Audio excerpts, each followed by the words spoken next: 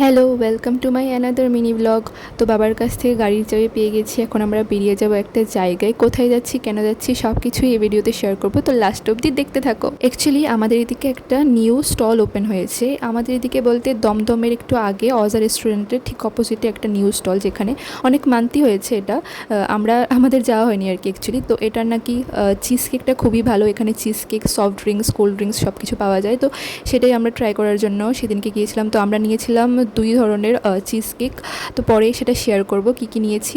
তো সেদিনকে আমার একটু গাড়িটা নিয়ে বেরিয়েছিলাম একটু জাস্ট ড্রাইভ করার জন্য, যেহেতু আমি শিখছি একটু একটু করে রোডে চালানো।